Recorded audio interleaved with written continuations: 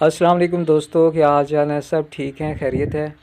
हम भी ठीक हैं अल्हम्दुलिल्लाह, अल्लाह ताला का शुक्र है और हम सब खैरियत से हैं। और हम दुआ करते हैं कि आप दोस्त जहाँ कहीं से भी हैं, अल्लाह ताला आपको अपनी हिफ्ज़ व अमान में रखें, आमीन। दोस्तों, आज की सुबह का आगाज़ कुछ इस तरह से हुआ है कि हमने जो गंदम की बिजाई थी, वो पिछली वीडियो में मैंने बताया था कि कल हमने उसे मुकम्मल कर लिया था अल्हम्दुलिल्लाह। सारी की सारी जो गंदम का एरिया था हमारा, जितनी हम काश्त करते हैं वो सारी हमने मुकम्मल कर ली थी। रात गए तक रब नवाज़ और इसके कुछ एक दो साथी और ड्राइवर हजरात जो भी थे, उन्होंने ये सारा काम कंप्लीट कर लिया था। लेकिन थोड़ा काम रह गया था जो कि अब हमने शुरू किया है। दोस्तों, बहुत सारे दोस्त तो जानते होंगे कि ये क्या हो रहा है, लेकिन कुछ बहन भाई जो सिटी एरिया से होते हैं उनको नहीं पता होता कि ये काम क्यों किया जा रहा है या क्या किया जा रहा है।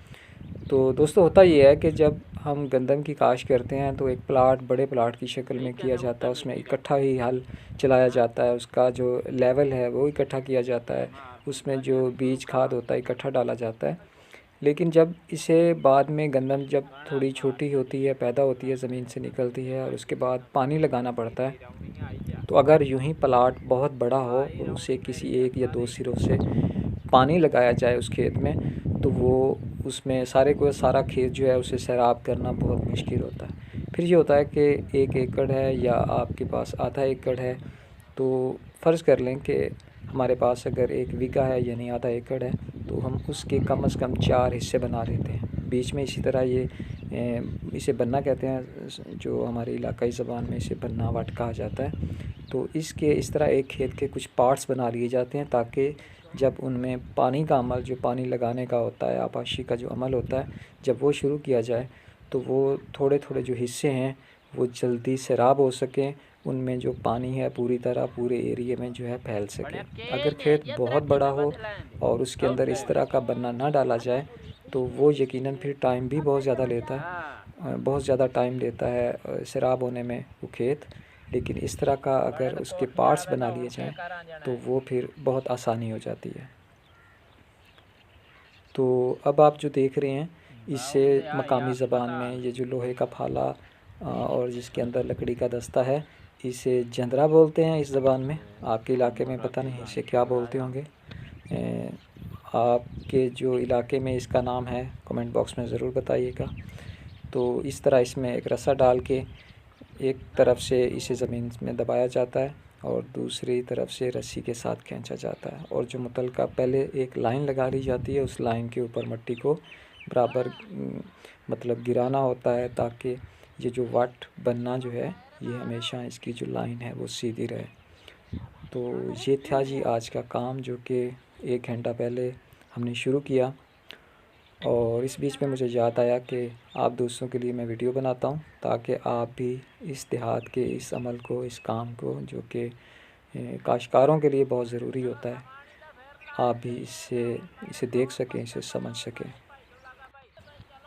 खेतों के बीचों बीच जब ये वट या बन्ना बनाया जाता है, उसका दूसरा बड़ा फ़ायदा ये होता है कि उसके ऊपर कुछ दूसरी इजनास के बीज वगैरह भी लगाए जा सकते हैं, सब्जियों के भी लगाए जा सकते हैं। हमारी तरफ ज़्यादा तिल या सौंफ का मौसम जब होता है या तिलों का मौसम होता है, कपास के दिनों में तिल काश्त किए जाते हैं, और सर्दियों के मौसम में भी इसी तरह कुछ ऐसी चीज़ें हैं जो कि इन बन्नों या वट्टों के ऊपर जो है लगाई जाती हैं, जो कि गंदम के खेत को ख़राब भी नहीं करती हैं और एक बाड़ का काम भी करती हैं। बाड़ का मतलब ये कि बाहर से अगर किसी का कोई जानवर आता है और डायरेक्ट वो गंदम के खेत में दाखिल नहीं होगा, इस वट के ऊपर अगर थोड़ी सी रेजिस्टेंस पैदा कर देंगे हम, थोड़ी सी रुकावट हो जाएगी और वो फसल जो है वो थोड़ी गंदम से ज़्यादा बड़े कद की होती है।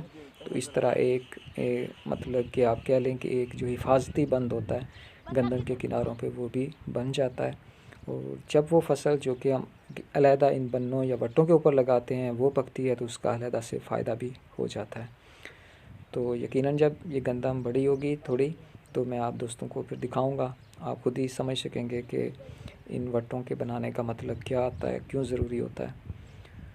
तो आज मौसम का जो हाल था इधर, बहुत ज़्यादा धुंध थी, कुछ भी नज़र नहीं आ रहा था। 8 से 10 गज़ के आगे हम कुछ भी नहीं देख सकते थे। तो रात 2-2:30 बजे या 3 बजे का जब टाइम था तो बहुत ही ज़्यादा थी, लेकिन सुबह 5-6 बजे तक या 7 बजे तक आप कह सकते हैं कि यहाँ पे अच्छी खासी धुंध थी। दूर से जो दरख्त थे वो नज़र नहीं आते थे, और फिर जैसे ही सूरज ने मुँह दिखाया तो ये जो धुंध थी काफ़ी हद तक गिर गई, ख़त्म हो गई। तो यकीनन एक खुशगवार दिन जो है उसका आगाज़ हुआ है। हमारे इलाके में गंदम की जो काश्त होती है वो दिसंबर के मिड तक रहती है। कुछ एरियाज़ में तो गंदम अच्छी खासी बड़ी हो चुकी है, यानी उन्हें जो फ़र्स्ट पानी लगाया जाता है गंदम के पैदा हो जाने के बाद, उनके पौधे बाहर निकल आने के बाद पहली जो आपाशी होती है वो भी कंप्लीट हो चुकी है कुछ एरियाज़ में। यानी मुल्तान के गिरदोनवा या सिंध का जो इलाका है, खानेवाल का जो इलाका है, वहाँ पर अच्छी खासी गंदम बड़ी भी हो चुकी है।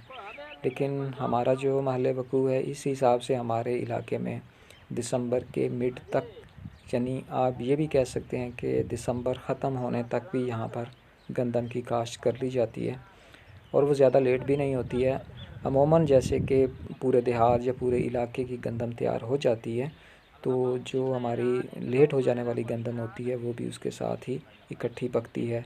लेकिन ये बिल्कुल, मैं ये आप दोस्तों से ये कम से कम नहीं कह रहा हूँ कि गंदम को लेट करना चाहिए। जितना अर्ली गंदम की काश्त की जाती है, साफ़ ज़ाहिर है कि उसकी जो औसत, उसका वज़न जो होता है, जब हम उसकी बर्दाश्त करते हैं तो उस पर अच्छा ख़ासा फ़र्क पड़ता है। तो गंदम को हमेशा अर्ली ही काश्त करना चाहिए, इसे लेट खामखा लेट नहीं करना चाहिए। कोई मजबूरी किसी मसले से थोड़ी लेट हो जाए तो इसका खुदा न खास्ता कुछ ज़्यादा नुकसान नहीं होता है।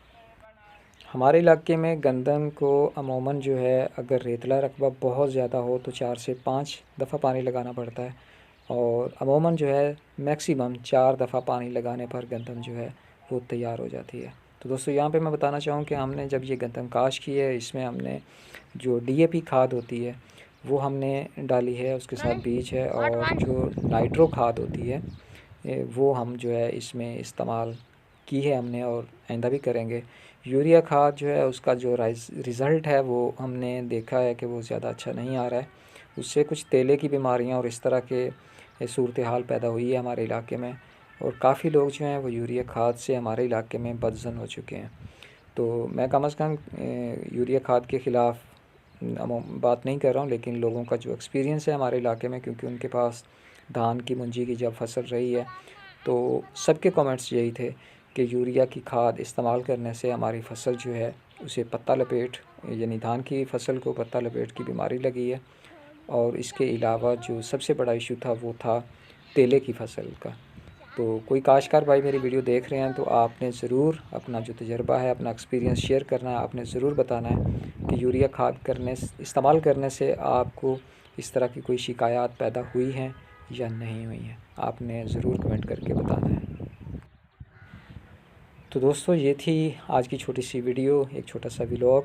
मुझे पूरा यकीन है आप दोस्तों ने ज़रूर एंजॉय किया होगा, आपकी मालूमात में कुछ इजाफ़ा हुआ होगा।